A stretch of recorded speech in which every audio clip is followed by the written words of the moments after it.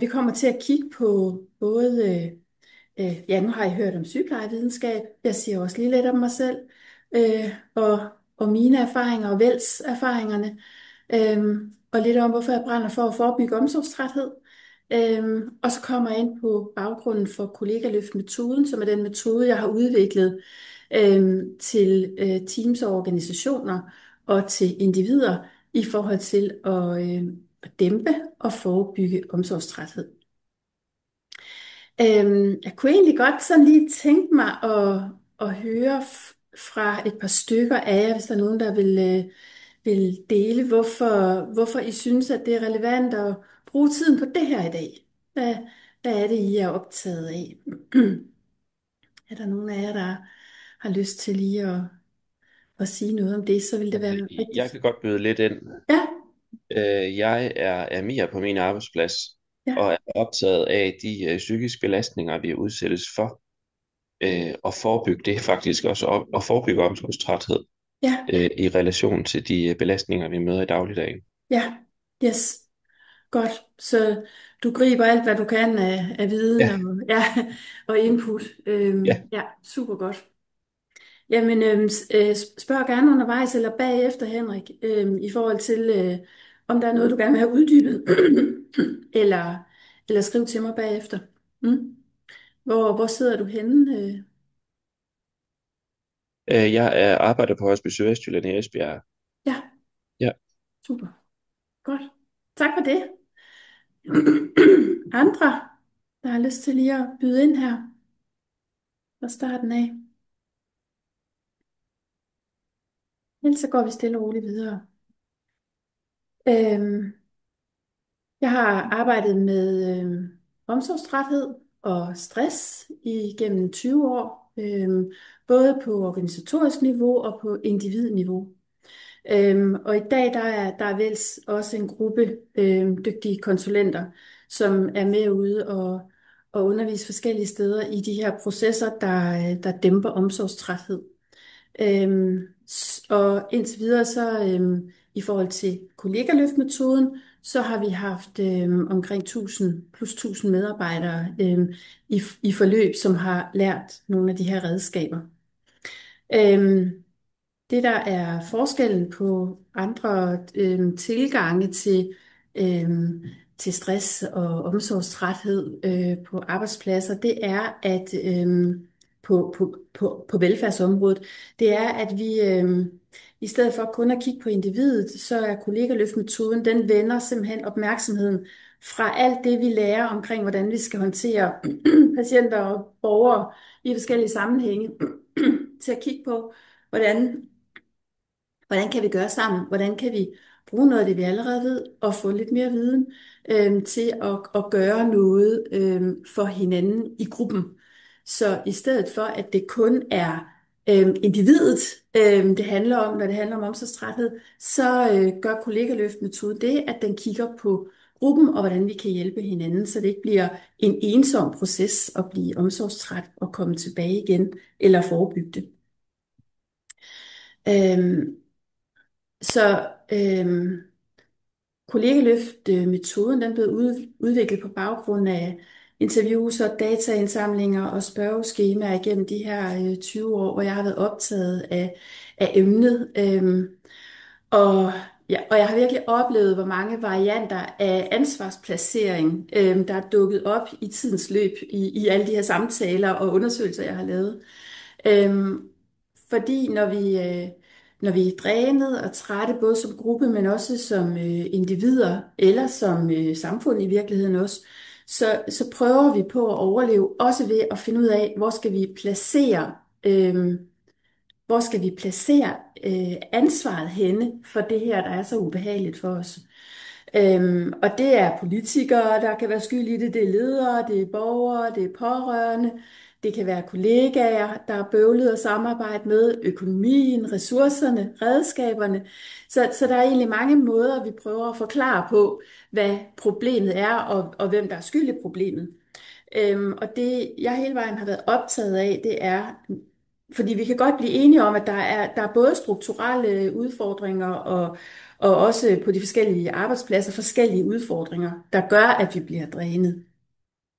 Øhm, men det, jeg har prøvet at bygge her, det er en metode til, hvordan vi kan hjælpe hinanden i det, vi er i, imens vi venter på, at der bliver tilført flere ressourcer og flere hænder og mere opmærksomhed på trivslen. Så det er det kollegaløftmetoden, den egentlig handler om. Hvis vi sådan kigger lidt på tal og statistikker, så er sygefraværsprocenten i velfærdssektoren blandt de højeste i landet, og det er inden for alle de områder, vi egentlig kan tale om: pleje, omsorg, sundhed, børn, ældre. Der er også, det er også svært at fastholde og rekruttere. Det er blandt andet noget af det, vi bliver inviteret ind til, det er at lave nogle processer for at sikre fastholdelse på en god måde, men også blive altså sådan et attraktivt sted at arbejde, så det bliver nemmere at rekruttere. Negative konsekvenser som rekrutteringsomkostningerne, de stiger, når man ikke kan fastholde sine medarbejdere. Der er fald i produktiviteten, og der er også en højere medarbejderhåbløshed, kan man sige. Så hele gå på modet, hele løsningsorienteringen, den forsvinder simpelthen i det her område her. Øhm, og selvom det er steget inden for de sidste 25 år, så er det stadigvæk et stærkt underbelyst område, som de fleste går alene med. Og mange gange bliver det så omtalt som stress eller livskriser eller andre ting. Men rigtig mange gange, så kan man egentlig tracke tilbage til, at det her, det handler faktisk om omsorgstræthed. Og fordi det er underbelyst, så har jeg startet sådan en helt enkel undersøgelse, sådan en pilotundersøgelse, hvor vi spørger dem, det handler om omsorgstræthed og deres sådan overvejelser omkring det.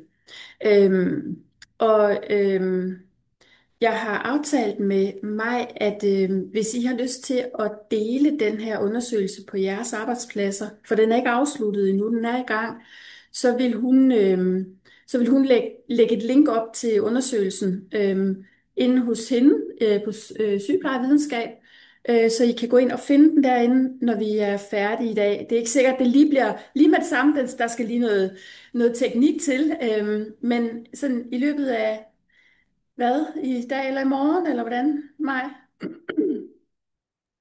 Ja, altså det kan sagtens blive, det kan faktisk sagtens blive i morgen, hvis det er klar, så vil jeg lægge den op, tror jeg, som en faglig nyhed, sådan, så Ja, andre, der også ikke har deltaget, måske kan se den, ja, ikke? lige Altså, præcis.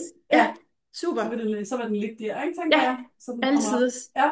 Det er Mm. godt. Så kan du nemlig også, Henrik, dele den på din arbejdsplads, hvis du vil det. Og allerede starte der med en dialog omkring omsorgstræthed på den måde. Den bliver afsluttet her i slutningen af november, den her undersøgelse.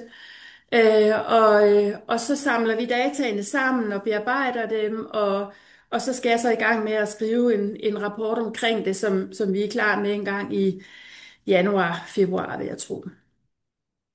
Øhm, Så det er en voksende udfordring. Omsorgstræthed, det rammer mange i omsorgssektoren. Det skaber udmattelse, og det skaber stress, og det mindsker arbejdsglæden. Og så påvirker det både den enkelte og hele teamet, og det er ofte overset eller misforstået. Og en af de største misforståelser, jeg synes, der er, det er, når vi kun kigger på individet. Vi bliver nødt til at kigge på den sammenhæng, vi er i, på det team, vi arbejder i, fordi det er noget af det, der kan hjælpe os til at begrænse omsorgstrætheden, når vi er trængte på vores arbejde. Og det er noget af det, kollegaløftmetoden, den simpelthen drejer sig om. Hvis vi sådan skal tage sådan en lidt mere firkantet definition på omsorgstræthed, så er det en tilstand af følelsesmæssig udmattelse og meningsløshed, som opstår, når medarbejdere i omsorgsarbejdet udsættes for vedvarende følelsesmæssigt pres, uden tilstrækkelig mulighed for at bearbejde egne reaktioner, og hvor følelsesarbejdet sker i en kultur med lav anerkendelse og manglende systematisk støtte. Pilotstudiet, som jeg kommer med lidt forskelligt sådan data, kan man sige, kigge på det. Men indtil videre har 400 svaret. Og ud af de 400 er 146 deltagere fra sundhedsområdet. Og 87 af dem, 87% af alle, der har deltaget, de svarer, at de er medarbejdere, og 21% de svarer, at de er ledere. Så vi får lidt ledervinkler, men vi får allermest medarbejdervinkler, og det er også det, den egentlig er målrettet imod den her undersøgelse her. Hvis vi sådan skal kigge lidt på nogle, hvad kigger vi på, og hvad svarer folk, der deltager? Så sådan et spørgsmål her: hvor meget fokus oplever du, at der er på omsorgstræthed på din arbejdsplads? Og 50% siger slet intet fokus, og 33% siger lidt fokus. Og det jeg kan høre, når jeg taler med ledelser og organisationer, det er, at der er en frygt for at gå i gang med at tale om omsorgstræthed. Vi er simpelthen bange for at åbne Pandoras æske. Og vi er simpelthen bange for, at korthuset vælter, hvis alle skal til at være opmærksom på, at de er omsorgstrætte. Det er sådan lidt den, hvad skal man sige, tankegang, der er. Og jeg kan egentlig godt forstå det, fordi jo mere viden man får, jo mere kan man også reagere på den. Øhm, og, øhm, og det jeg plejer at sige, det er, vi skal begynde at tale om det. For allerede der, hvor vi tillader os at begynde at tale om omsorgstræthed, så sænkes skuldrene hos dem, vi taler med. Så den her følelse af at føle sig rummet for de følelser, man har, og at man begynder at forstå, at det her, det handler ikke kun om mig, det handler også om noget, jeg oplever dagligt på mit arbejde. Det giver en form for lettelse i kroppen og i nervesystemet. Så vi kan godt begynde at lukke lidt op for æsken, men vi skal passe på, hvad det så er, vi taler videre om bagefter. For vi skal ikke tale så lang tid om omsorgstræthed. Vi skal tale om, hvordan vi gør noget ved det.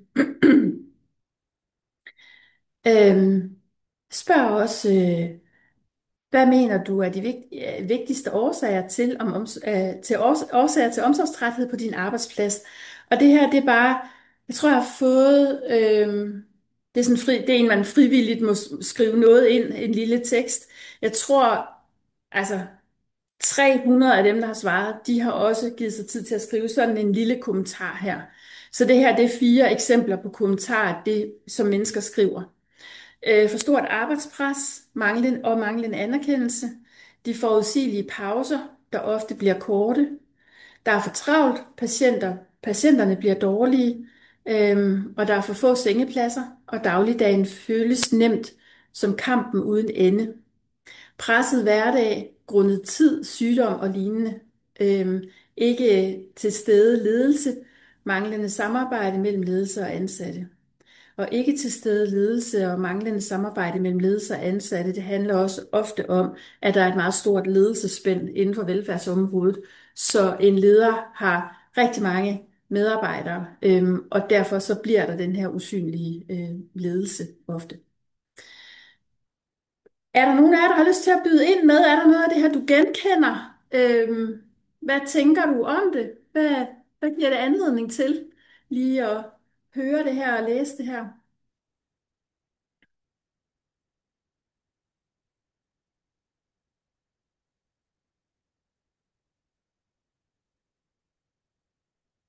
Kan I genkende noget?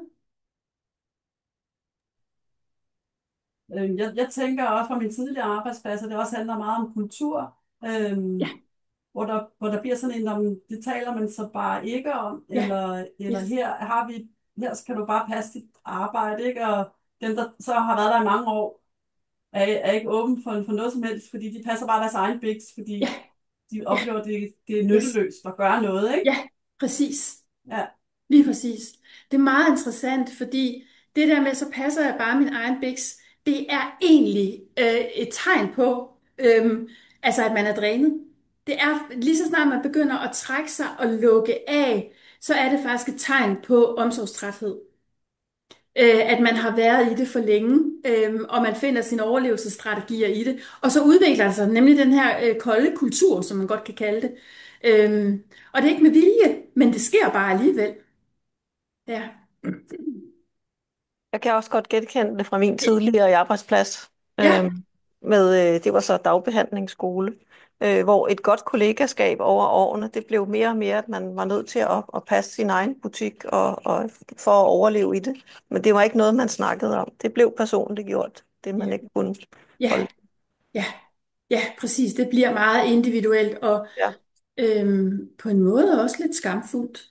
Ja, og jeg Øhm, tror, at ledelsen følte, at de var nødt til at ignorere det, fordi de ikke havde som ja, overskud til at tage hul på det, fordi de var underlagt nogle vilkår fra forvaltningen og sådan ja, noget. Så det ja, var skruen uden ende.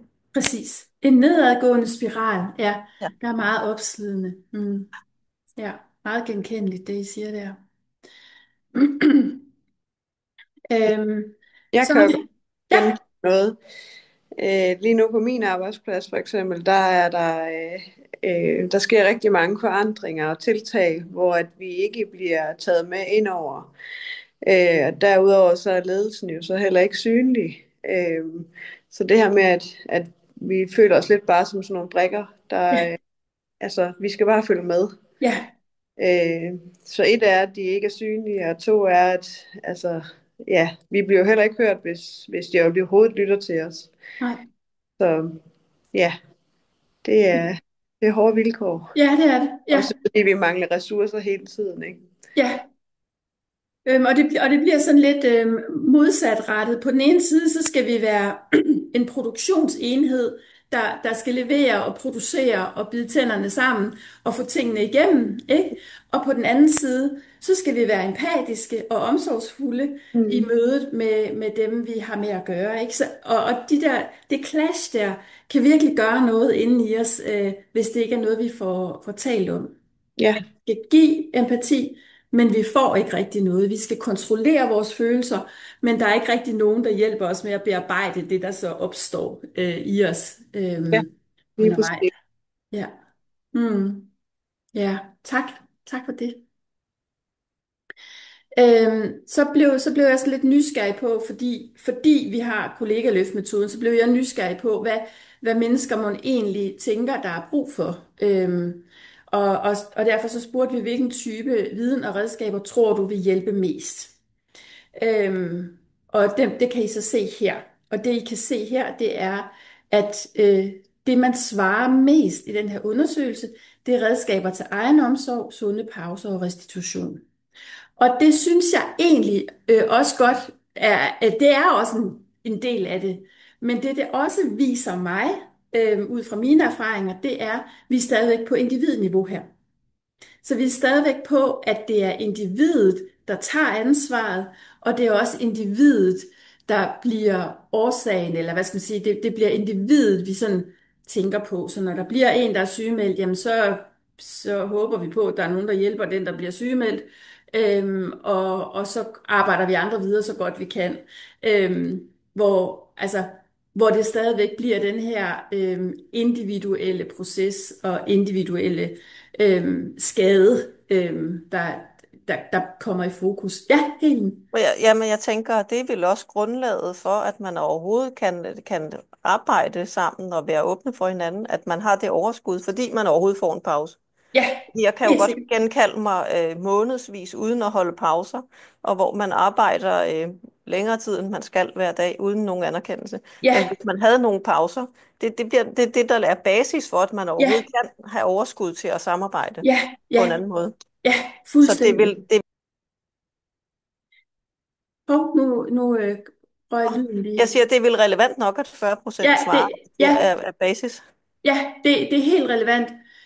Men hvis den strander der, hvis det kun er det, vi taler om, Mm. pauserne, så får vi ikke ændret kulturen i virkeligheden, Mm. fordi så bliver det stadigvæk individuelt, og vi har brug for en varm kultur. Hvis vi kun taler pauser, afgrænsning og så videre, som er individuelt, så bliver det en ensom opgave og en kultur, hvor alle passer hver deres, kan man sige. Så vi skal have begge dele. Vi skal både have individet, men vi skal også have gruppen, når vi tænker på arbejdspladser. Mm. Sindssygt vigtigt, og det er virkelig overset.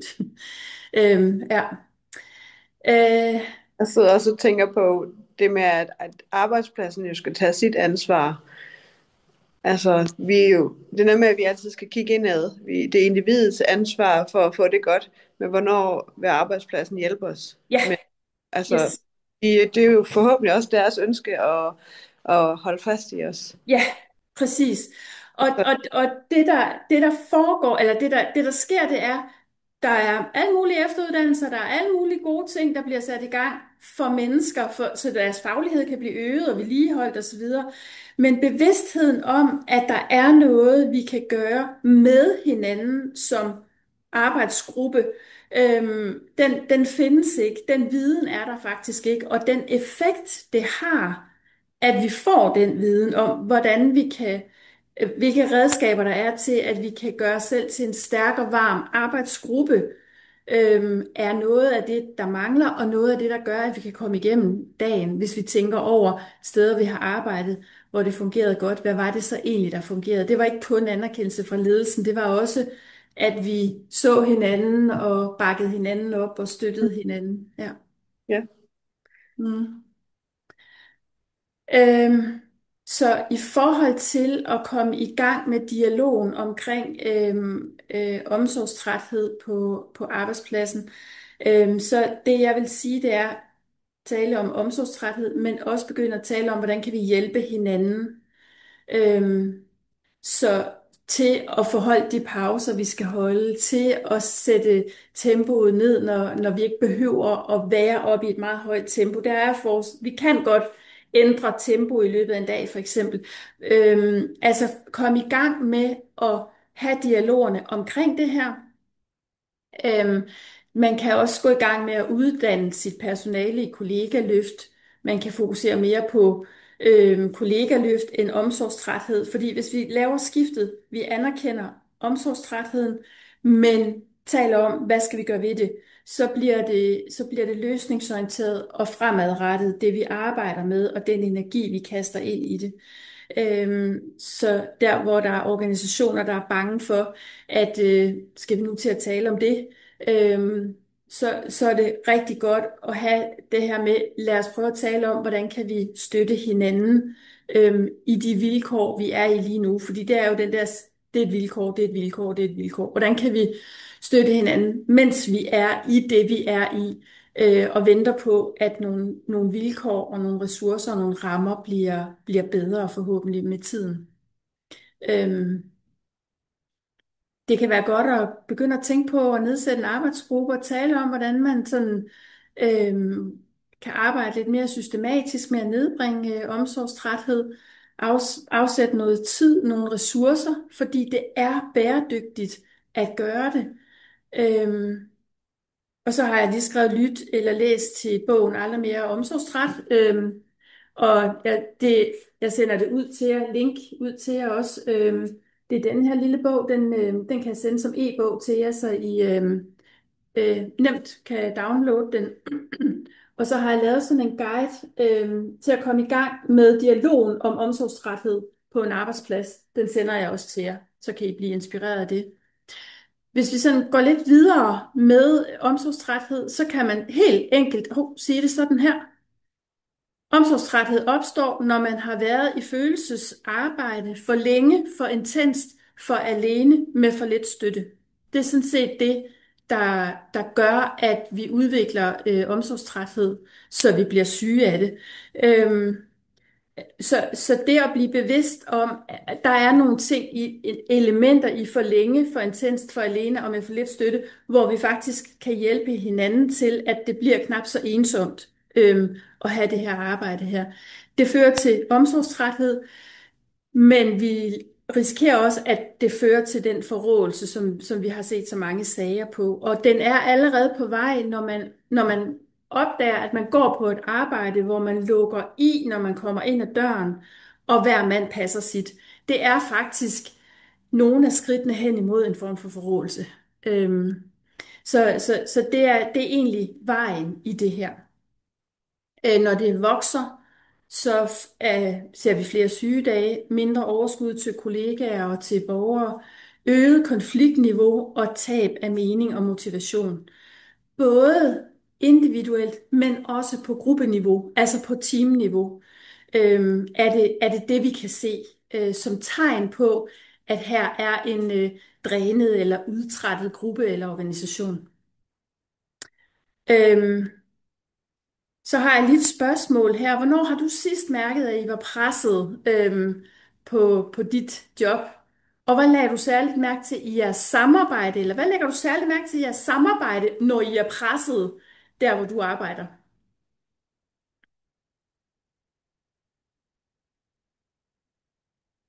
Hvad ser I? Hvad kan I se? Sådan, hvad sker der med samarbejdet, når man er presset?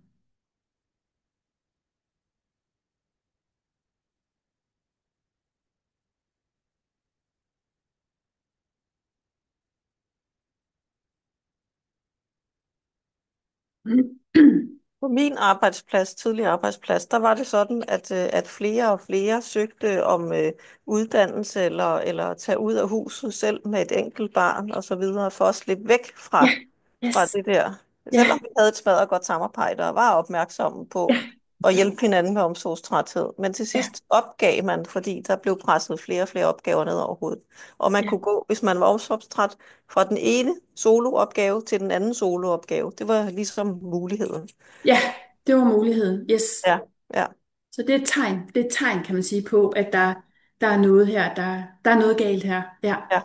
Mm, tak. Jeg synes også, jeg oplever et tegn på, når hjælpsomheden over for kollegaerne, den bliver mindre. Mm, Og når man rammer ind i patient eller pårørende, hvor man står i lidt særlige udfordringer med udadreagerende patienter eller pårørende, eller ja, lidt alvorlige hændelser, så ja, tænker folk i højere grad, pyha, godt det ikke var mig, ja, så må vedkommende selv bære det.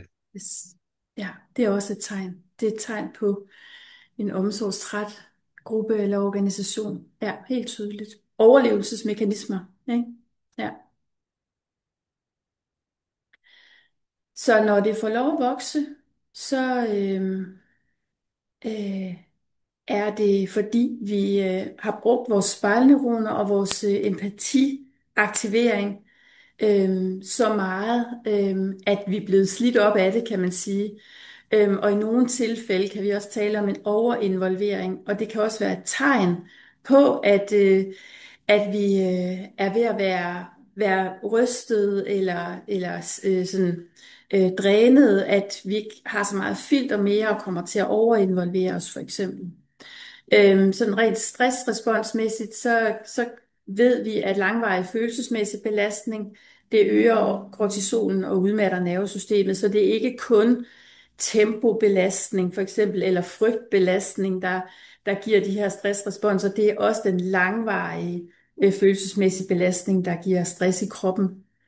Øhm, og når man er i noget i så lang tid for alene og uden opbakning, så forstærkes den negativitetsbias, vi har.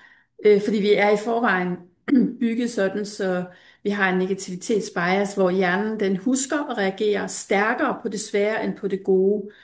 Og jo mindre tid eller mulighed vi har for at vende det med nogen, at få noget empati tilbage igen fra nogen, eller få noget sparring fra nogen, jo stærkere bliver den her negativitetsbias i vores hverdag.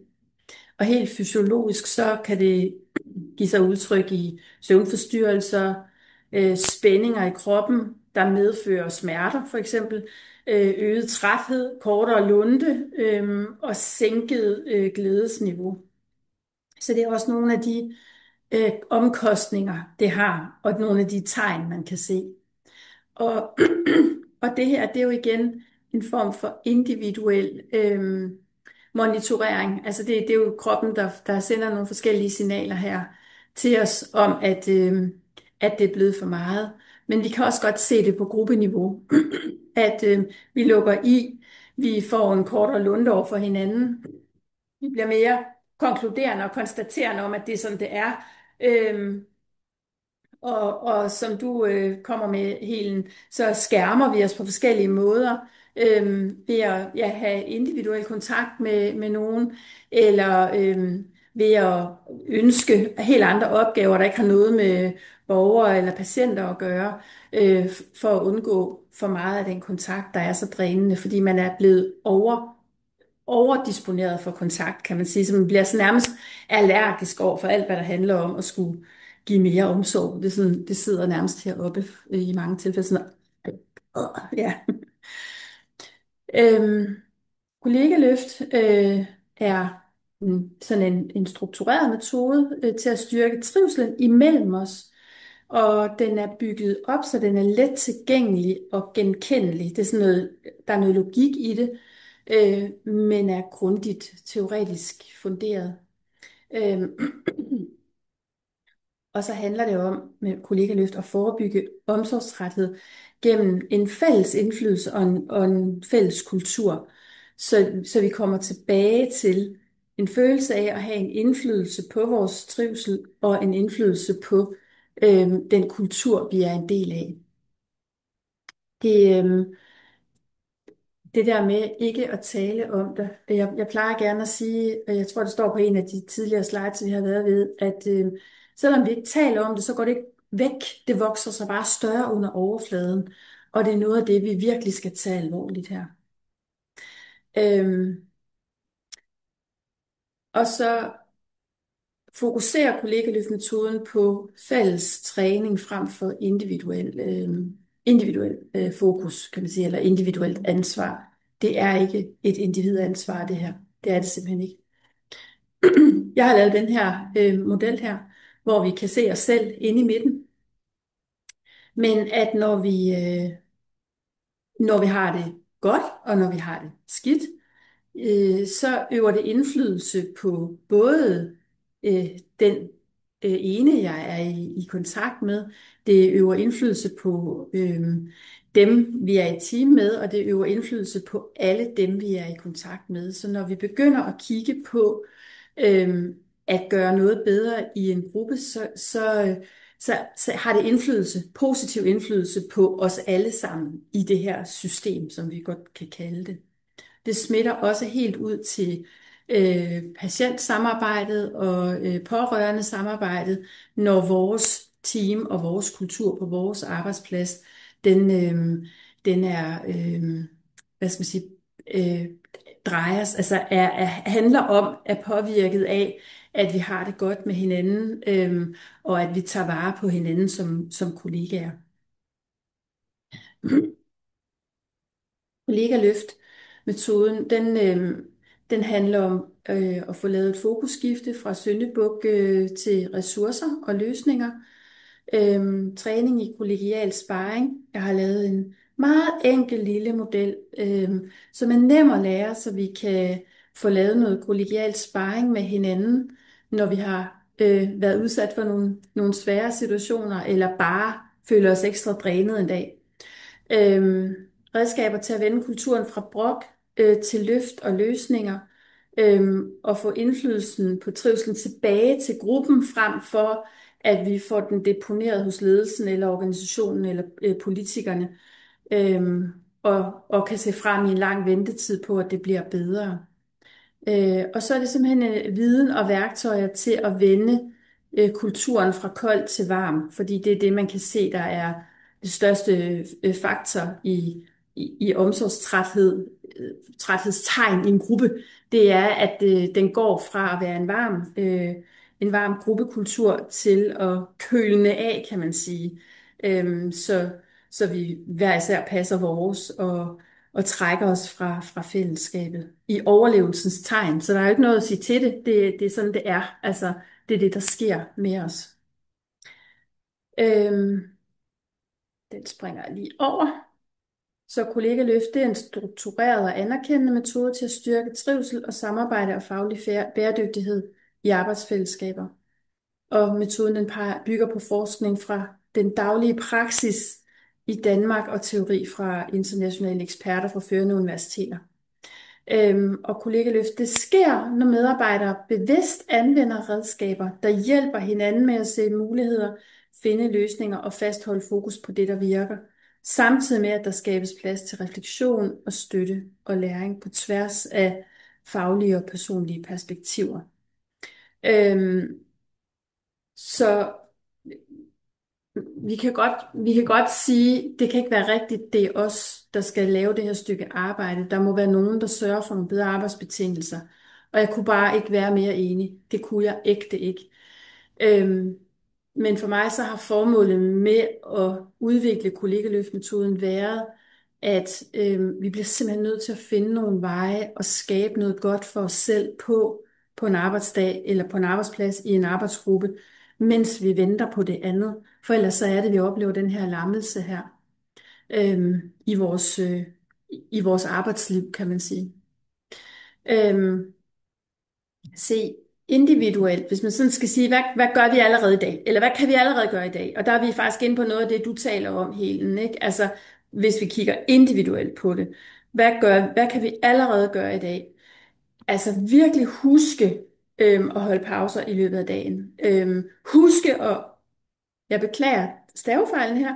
Husk at spise, drikke, tisse og hvile hovedet. Altså hold nogle pauser, hvor du ikke er på med, med telefoner og sådan nogle ting, og ikke er i samtale med nogen. Simpelthen få hvilet hovedet.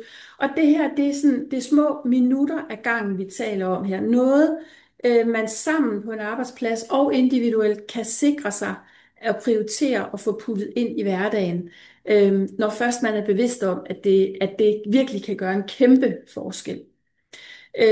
Og så være tempoklog, som er et begreb, jeg har udviklet, fordi at når vi kommer ind på en arbejdsplads, hvor der er meget, meget højt tempo, og i det hele taget det samfund, vi lever i nu, i sådan et accelerationssamfund, der er vi oppe i et meget højt tempo meget af tiden. Og det at være tempoklog, det er at huske sig selv på, at jeg kommer ikke hurtigere. Altså det er sekunder, det drejer sig om jeg går meget hurtigt hen ad gangen, eller om jeg går lidt langsommere, så mit hoved og min krop kan følges ad, for eksempel. Eller jeg behøver ikke at være den hurtigste raket på himlen til at feje et rum, eller gøre en eller anden ting. Hvis jeg lige trækker tempoet ud af det, så kan jeg være i det på en måde, der er bedre, og nærmest kan være beroligende for mig, samtidig med, at jeg udfører en opgave. Der er nogle af dem, jeg har undervist, som siger, når de får trukket tempoet ud af kontakten med en patient eller en borger, så giver det dem faktisk også en beroligelse selv.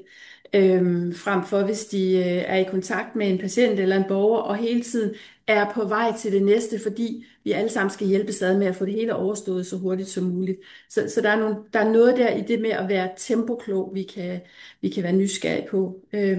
Og så er der balance imellem omsorg og praktiske opgaver, altså opgaver, der har med mennesker at gøre, og praktiske opgaver. Det er faktisk lidt det, du også taler om, at vi helt intuitivt kommer til at gøre hele det her med, at så tager jeg en borger ad gangen, eller altså, men hvis vi alle sammen er bevidste om, at det er en aflastning, så kan vi faktisk systematisere det lidt og hjælpe hinanden lidt med at få trukket os selv ud af noget en gang imellem, så vi ikke skal være i noget for længe og for alene og for intenst.